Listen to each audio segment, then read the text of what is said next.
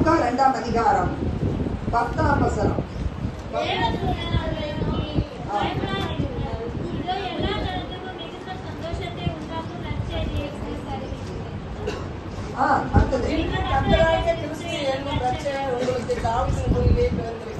ஆமென் ஆமென்.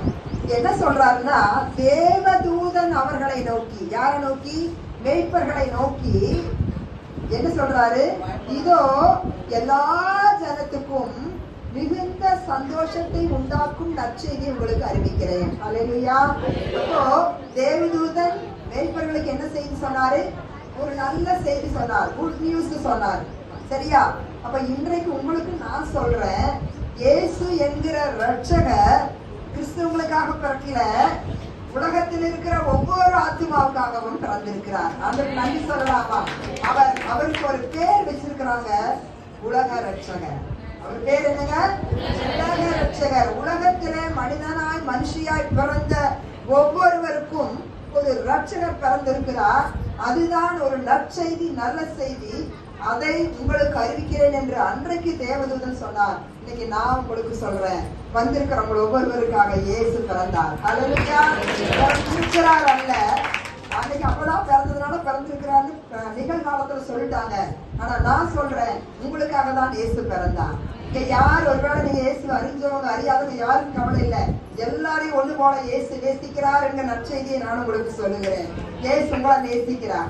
இயேசு உங்களோட பிரியமா இருக்கிறாரு, உங்களோட நினைவா இருக்கிறாரு. அதனாலதான் இங்க கொண்டு வந்திருக்கிறார். அவருக்கு ஒரு கைத்தறி கொடுக்கலாமா? இயேசு தான் வரவிருக்கார். அல்லேலூயா.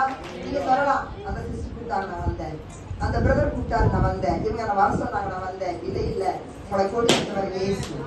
இயேசு உங்களை கொண்டு வந்தார். எதுக்கு? உங்களை சந்தோஷப்படுத்த, உங்களை மனமகிழ்ச்சியோடு கூட அனுப்புவதற்காக இயேசு வந்தார். அப்போ இந்த இடத்துல சொல்றாங்க 11ஆம் வசனம், இன்று கர்த்தராகிய கிறிஸ்து என்னும் ரட்சகர் உங்களுக்கு தாவீதின் ஊரிலே பிறந்திருக்கிறார் என்று அன்றைக்கு சொன்னாரு. ஆனா இன்னைக்கு அதை நாம் நினைவு கூறுகிறோம். ஒரு நினைவு கூறுதலா இயேசு பிறந்ததை நாம் நினைக்கிறோம். அல்லேலூயா. சொல்லுங்களேன், இயேசுப்பா நீங்க எனக்காக இந்த உலகத்துல பிறந்தீங்கன்னு நான் நம்புறேன்ப்பா. நம்புறீங்களா? நீங்க ஆண்டு அறியாதவங்களா தான் உங்களுக்கு நான் நல்ல செய்தியா சொல்றேன். இயேசு உங்களுக்கு நாங்க பிறந்தார். இயேசு உங்களை நேசிக்கிறாங்க. சரியா? நீங்க ஒரு நாள் அவர் தெரியாம கூட இருக்கலாம், ஆனா இயேசு அப்பா உங்களை நேசிக்கிறார். அதுதான் நல்ல செய்தி. அதனால தைரியமா இயேசுவை நம்புங்க. எதை வேண்டுமானாலும் இயேசுவிட்ட மனசு திறந்து சொல்லுங்க.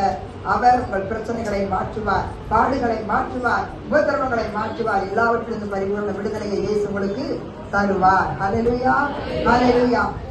இப்ப நம்ம கர்த்தருக்கு நம்ம காணிக்கைகளை செலுத்த போகிறோம்.